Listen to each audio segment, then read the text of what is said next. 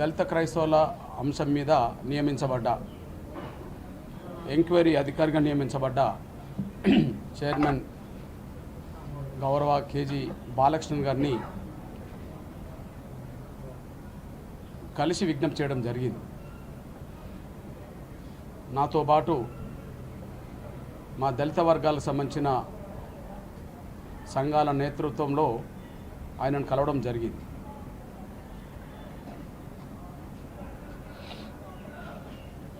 మేము స్పష్టంగా ఆయన ముందు పెట్టిన కీలక అంశాలు చెప్తున్నాం.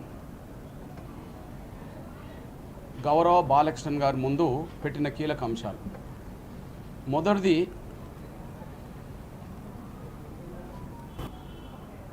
దళిత క్రైస్తవులను ఎస్సీలుగా కాకుండా ఎస్సీ రిజర్వేషన్లు వర్తించకుండా ఏదైతే రాష్ట్రపతి ఆర్డర్ 1950 ఆగస్టు 10న జారీ చేసిందో ఆర్డర్ రాజ్యాంగ విరుద్ధం అని చెప్పి మేము స్పష్టంగా ఆయన ముందు చెప్పడం జరిగింది. అది రాజ్యాంగంలో ఉండబడే ఆర్టికల్ 25కి మత స్వేచ్ఛకి, ఆర్టికల్ 14, 15, 16కి సమానత్వ సూత్రాలకి, సామాజిక న్యాయానికి రాష్ట్రపతి ఆర్డర్ విరుద్ధం అని చెప్పి మేము స్పష్టంగా పేర్కొనడం జరిగింది. ఈ విషయంలో మేము ఆయనతో పోల్చుకుంటే మేము సామాన్యులం. ఆయన చీఫ్ జస్టిస్గా పనిచేశాడు దేశానికి. ఆర్టికల్ 25 భారత పౌరులకు మత స్వేచ్ఛ అనే అంశం కీలకంగా ఉండగా దానికి విరుద్ధంగా దళితులు మాత్రం మతం మార్చుకుంటే వాళ్ళు ఎస్సీలు కాకుండా పోతారనే ఆర్డర్ అది మత స్వేచ్ఛకు, అది దళితుల మత స్వేచ్ఛకు విరుద్ధంగా ఉన్నదని చెప్పి ఆయనకు తెలియదేం కాదు. ఆ విషయాన్ని మేము ఆయన నోటీసులో పెట్టాం. మొదటిది అది రాజ్యాంగ విరుద్ధము అని. రెండోది రాష్ట్రపతి ఆర్డర్ 1950 ఆగస్టు 10న వస్తున్నప్పుడు దళిత హిందువులు మాత్రమే ఎస్సీలకు గుర్తించారు. అప్పుడు దళిత సిక్కులను, దళిత బౌద్ధులను, దళిత క్రైస్తవులను, దళిత ముస్లింలను ఎస్సీ హోదా నిరాకరించారు. కానీ తర్వాత 1956లో సిక్కులను కూడా, దళిత సిక్కులను కూడా ఎస్సీలుగా గుర్తించే సవరణ చేశారు. వాస్తవానికి సిక్కు మతంలో కూడా విశ్వాసంలో సమానత్వమే ఉన్నది. కానీ ఈ దేశ కుల వ్యవస్థలో హిందూ వ్యవస్థలోనే అసమానతలు కాకుండా సిక్కు మతంలో కూడా కుల వ్యవస్థ అసమానతలు ఉన్నాయి. కాబట్టి ఖచ్చితంగా సిక్కు దళితులను కూడా ఖచ్చితంగా ఎస్సీ హోదా ఇవ్వాలని చెప్పి 56లో పేర్కొనడం జరిగింది. 1990లో బౌద్ధుల కూడా దళిత హోదా వర్తింపజేయాలని చెప్పి ఆర్డర్ సవరించడం జరిగింది.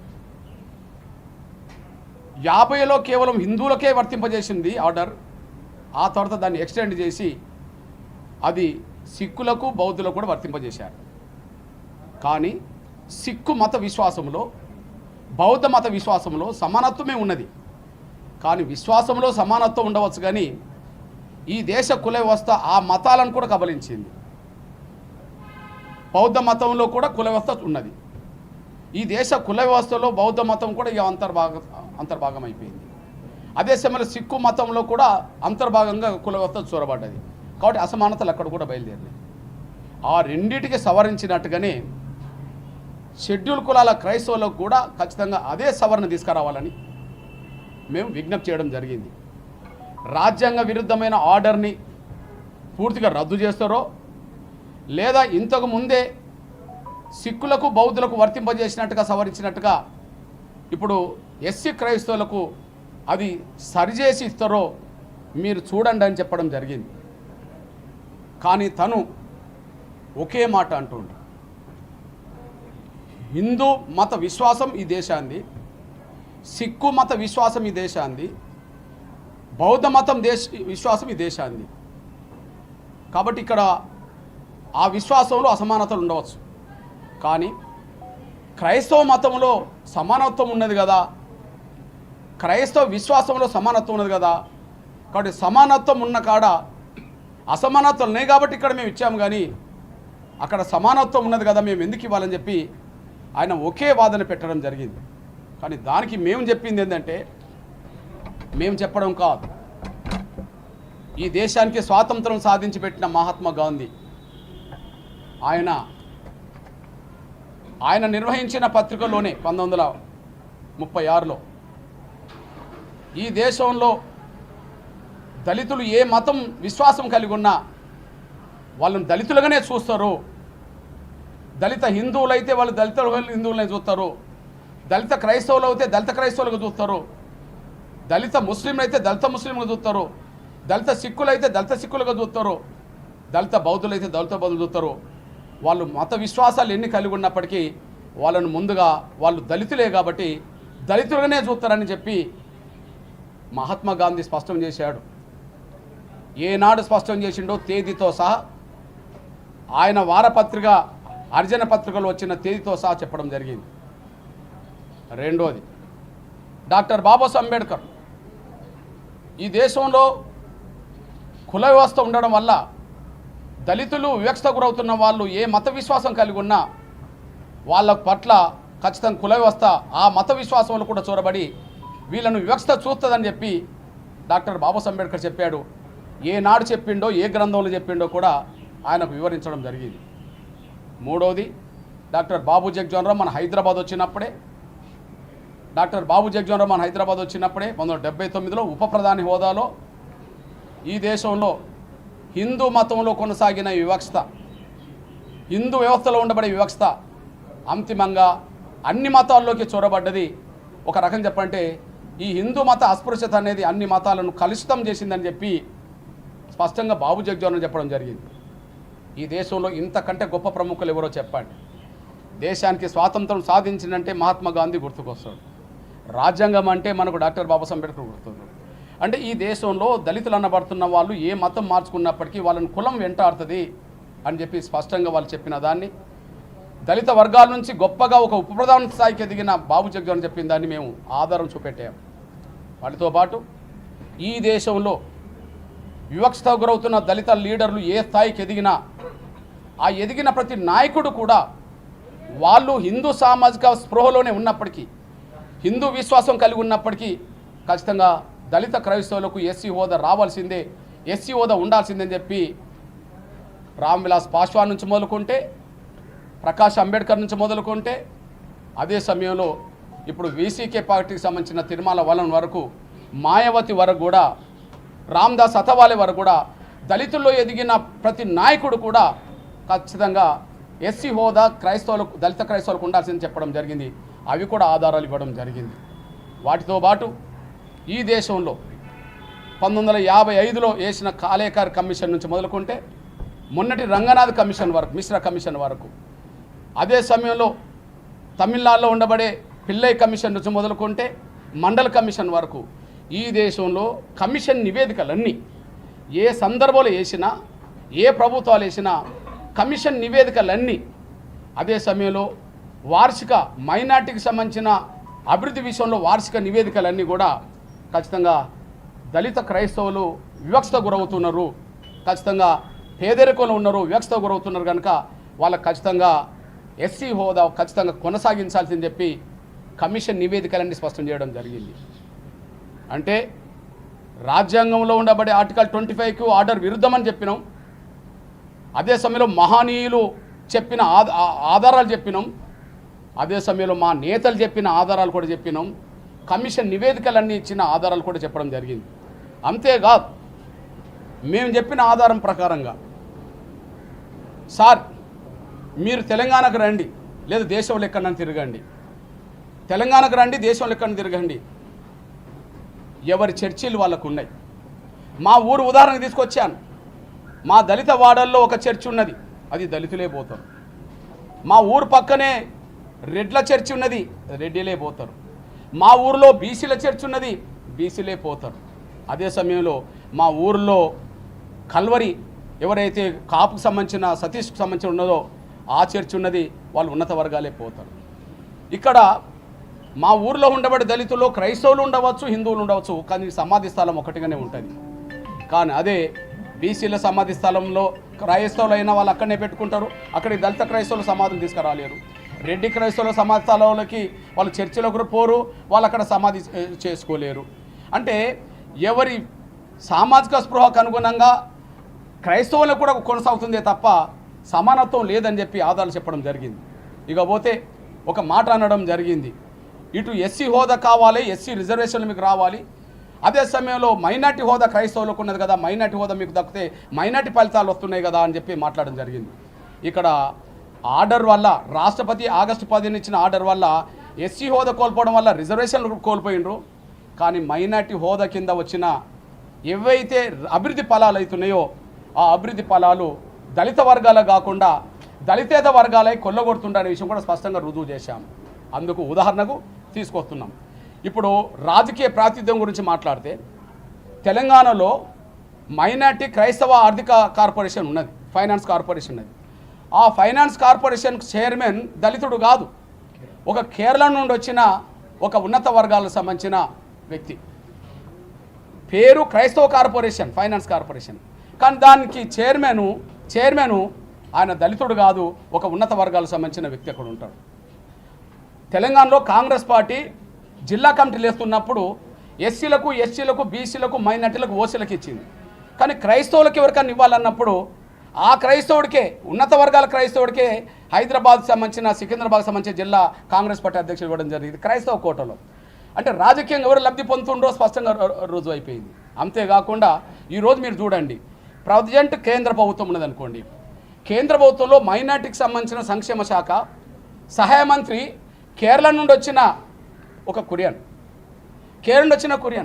మరి క్రైస్తవులు అంటేనే దళితులు అనబడుతున్న సమయంలో కురియన్ దళితుడు కాదు కదా, కురియన్ సంబంధించిన ఉన్నత వర్గాలకు సంబంధించిన వ్యక్తే కదా. అంటే తెలంగాణలో చూసినా, కేరళ చూసినా, రాష్ట్రంలో చూసినా కాంగ్రెస్ ప్రభుత్వమైనా, కేంద్రంలో చూసినా అది బీజేపీ ప్రభుత్వమైనా క్రైస్తవుల పేరుతో వచ్చే రాజకీయ లబ్ధి ఎవరు తీసుకుంటున్నారు అంటే ఉన్నత వర్గాలు కొల్లగొడుతున్నాయి తప్ప దళితులు కాదనే విషయం కూడా స్పష్టంగా మేము రుజువు చెప్పడం కూడా జరిగింది. అంతేకాకుండా మీ దృష్టికి తీసుకొస్తున్నా నేను, కేంద్ర ప్రభుత్వం ఇచ్చే మైనార్టీ విద్యా సంస్థలు ఉన్నాయి, రాష్ట్ర ప్రభుత్వం ఇచ్చే క్రైస్తవ మైనార్టీ విద్యా సంస్థలు ఉన్నాయి, ఆర్సీఎం నిర్వహించే క్రైస్తవ విద్యా సంస్థలు ఉన్నాయి. ఈ 3 విద్యా సంస్థల్లో లక్షల మంది విద్యార్థులు చదువుతారు. కానీ విద్యా సంస్థల్లో అణగారిన వర్గాల బిడ్డలు ఎవరు ఉండరు. ఉదాహరణకు విద్యా సంస్థలన్నీ క్రైస్తవుల ఉన్నబడుతున్న అగ్రకులాలే, లేదా కొంతమంది వాళ్ళతో కుమ్మక్కైన ఉన్నత వర్గాల సంస్థ హిందూ అగ్రకులాలే మొత్తం కాలేజీల నిర్వహణ చేస్తుండే తప్ప వాళ్ళే తెచ్చుకుంటే తప్ప దళితులకు ఒక్కటి లేదు. ఉదాహరణకు మీరు తీసుకొస్తున్నా నేను, తెలంగాణ, ఆంధ్రప్రదేశ్లో రాష్ట్రం కేంద్ర ప్రభుత్వం ఆమోదించిన మైనార్టీ విద్యా సంస్థల సంఖ్య 396. ఆ 396లో 3 కూడా ఉండవు. 393 మొత్తం ఉన్నత వర్గాలకు సంబంధించిన వాళ్ళు క్రైస్తవం పేరుతో మైనార్టీ కోటలు తెచ్చుకున్నదంతే. మా ఊరు ఉదాహరణ, మా ఊరు శాంపేట వరంగల్ అయితే అక్కడ కొలంబో మెడికల్ కాలేజ్ ఉంటుంది. కొలంబో మెడికల్ కాలేజ్ అంటే ఒక రెడ్డికి సంబంధించినది ఉంటుంది. మా ఊరు పక్కనే జనగాం ఉంటే ఆ జనగాంలో క్రీస్తు జ్యోతి ఇంజనీరింగ్ కాలేజ్ ఉంటుంది, అది రెడ్డికి సంబంధించిన ఉంటుంది. అంటే రాష్ట్ర ప్రభుత్వం సంబంధించిన మైనార్టీ విద్యా సంస్థలైనా, కేంద్ర ప్రభుత్వం ఇచ్చే విద్యా సంస్థలైనా, లేదా ఆర్సీఎం నడిపే విద్యా సంస్థలైనా సరే 199% ఉన్నత వర్గాలకు సంబంధించిన వాళ్ళే ఉన్నారే తప్ప దళితులకు సంబంధించిన వాళ్ళ ప్రాతినిధ్యం లేదు. అంటే అర్థం ఏంటంటే క్రైస్తవులు అంటే గుర్తుకొచ్చేది దళితులు, కానీ దాని ప్రయోజనాలు మాత్రం దళితులకు దక్కట్లేదు. కానీ వివక్షత మాత్రం పోలేదు, ఏ మతం మార్చుకున్నా వివక్షత మాత్రం పోలేదని చెప్పి స్పష్టంగా చెప్పి మేము విజ్ఞప్తి చేయడం జరిగింది.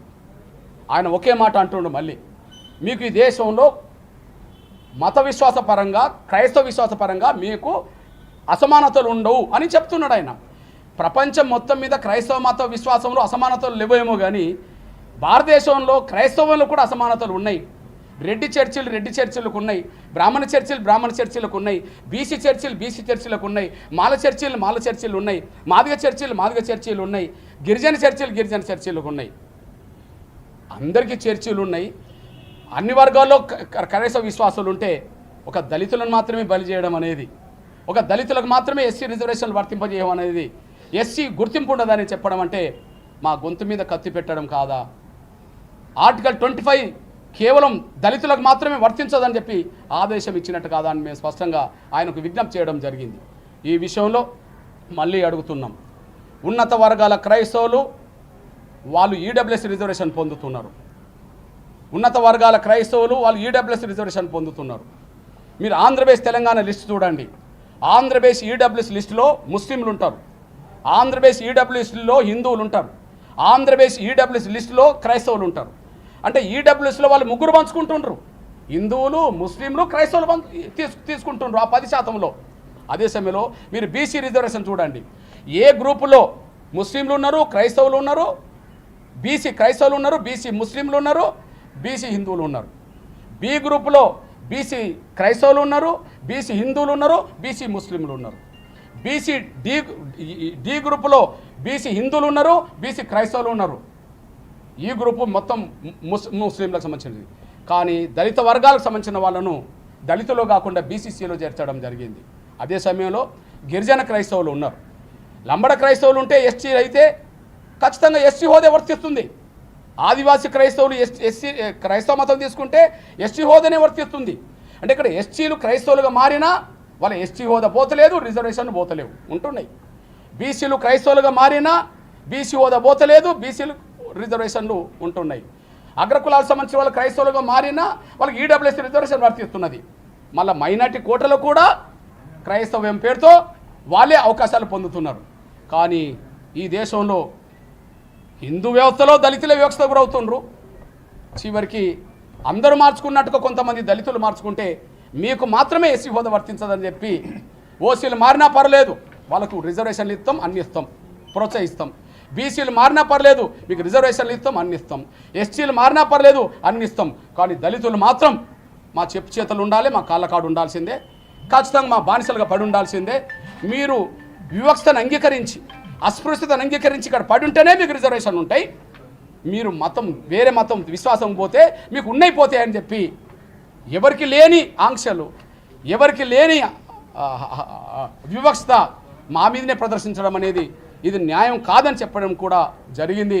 అయినప్పటికీ ఆయన ఒక మొండి వాదంతో అసలు ఈ క్రైస్తవంలోనే సమానత్వం ఉన్నదని చెప్తున్నాడే కానీ అది ప్రపంచం మొత్తం మీద క్రైస్తవంలో సమానత్వం ఉండవచ్చు, కానీ ఈ దేశంలో క్రైస్తవంలో కూడా అసమానతలు ఉన్నాయి, ఎవరి కులం వాళ్ళకే కనిపిస్తున్నదని చెప్పినా కూడా ఆయన కొద్దిగా కన్విన్స్ కావట్లేదు అనేసి కూడా మేము స్పష్టంగా మాకు అర్థమైపోయింది. అప్పటికి 3వ సూచన చేశాం. అని 3వ సూచన ఏం చేసినామంటే, మొదటి సూచన ఆర్డర్ రాజ్యాంగ విరుద్ధం రద్దన చేయండి. 2వ సూచన సిక్కులకు బౌద్ధులకు వర్తింపజేసినట్టుగానే 56, 90లో వర్తింపజేసినట్టుగానే ఇప్పుడు క్రైస్తవులకు వర్తింపజేయండి. లేదు అంటే ఎస్సీ హోదా ఇవ్వండి. ఏ 15% ఎస్సీలకు రిజర్వేషన్ ఉన్నాయో మా ఆంధ్రప్రదేశ్ తెలంగాణలో 3 గ్రూపులు అయినాయి. ఆంధ్రప్రదేశ్ తెలంగాణలో 3 గ్రూపులు అయినాయి. 1, 2, 3 3 గ్రూపులు అయినాయి ఎస్సీ రిజర్వేషన్లు. ఇప్పుడు అందులోకి తీసుకురాబాకండి, 15% తీసుకురాబాకండి. కానీ బీసీసీ కిందనే 1% ఇస్తుండ్రు కదా. 2 తెలుగు రాష్ట్రాల్లో దళిత క్రైస్తవులకు బీసీసీ కింద 1% ఇస్తుండ్రు కదా. ఆ 1% బీసీలో ఇవ్వడం కంటే ఆ 1%ఏ ప్రత్యేకంగా ఎస్సీ హోదాలోనే 4వ గ్రూపుగా ఇవ్వాలని చెప్పి నేను విజ్ఞప్తి చేయడం జరిగింది.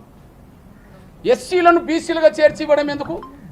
బీసీలు బీసీలుగానే ఉన్నారు కదా క్రైస్తవులుగా అయినా, ఎస్సీలు ఎస్సీలుగానే ఉన్నారు కదా క్రైస్తవులుగానైనా, ఓసీలు ఓసీలుగా ఉన్నారు క్రైస్తవులైనా.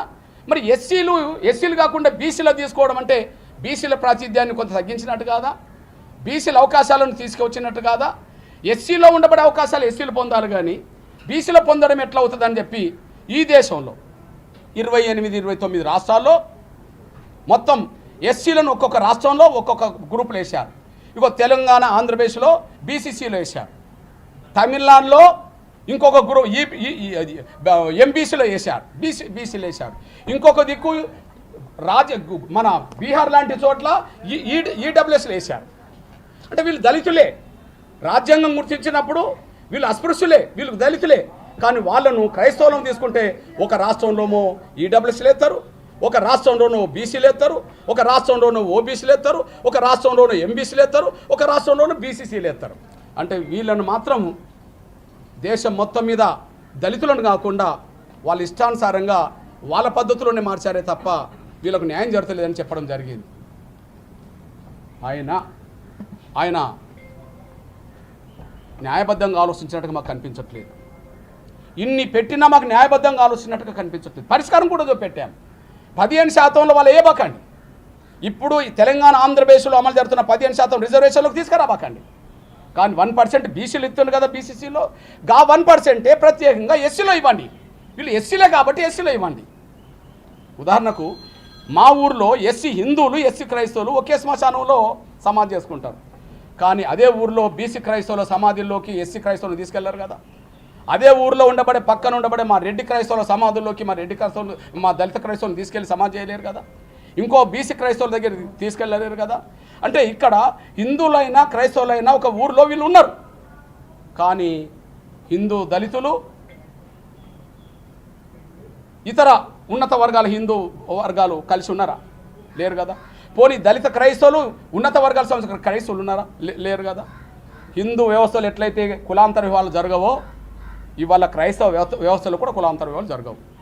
రెడ్డి క్రైస్తవుల బిడ్డలు రెడ్డి క్రైస్తవులకి ఇచ్చుకుంటాను, కమ్మ క్రైస్తవుల బిడ్డలు కమ్మ క్రైస్తవులకి ఇచ్చుకుంటాను, బీసీ క్రైస్తవుల బిడ్డలు బీసీలో ఏ సామాజిక వర్గం అయితే వాళ్ళు ఇచ్చుకుంటాను, దళిత క్రైస్తవుల బిడ్డలు ఏ సామాజిక వర్గం అయితే వాళ్ళకి ఇచ్చుకుంటాను, గిరిజన సామాజిక వర్గాల సంబంధించి ఏ క్రైస్తవులు అయితే వాళ్ళకి ఇచ్చుకుంటాను.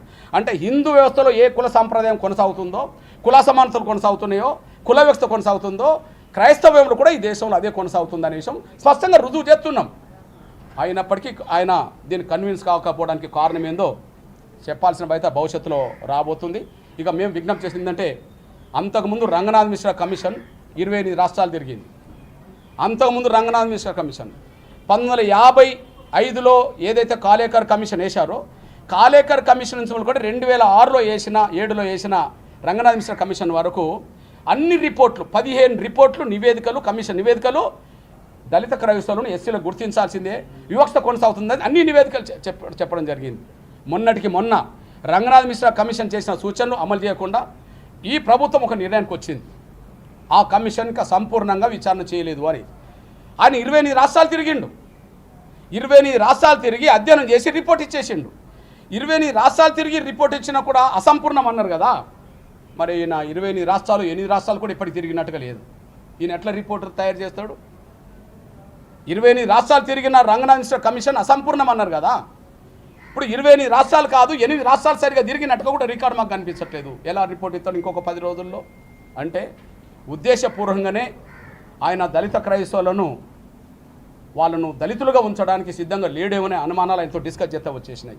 ఏది ఏమైనా నా దళిత క్రైస్తవ సోదరులకు సోదరమణులకు విజ్ఞప్తి చేస్తున్నా, ఖచ్చితంగా మన అస్తిత్వాన్ని మన ఉనికిని మన హక్కుల్ని కాపాడుకోవాలంటే చర్చిల్లో ప్రార్థన ఒక్కటే సరిపోదని ఖచ్చితంగా బయట ప్రజాస్వామ్యబద్ధంగా ఉద్యమాలు కూడా చేయడానికి సిద్ధంగా ఉండాలని చెప్పి నేను విజ్ఞప్తి చేస్తూ, ఖచ్చితంగా దళిత క్రైస్తవుల పక్షానే ఇక్కడ నా దళిత హిందువులకు అన్యాయం జరగకుండా నేను చెప్పాను కదా 15% ఇప్పుడు దళిత హిందువులకే ఎత్తుండనుకోండి, 1, 2, 3లో దళిత హిందువులే ఉండే.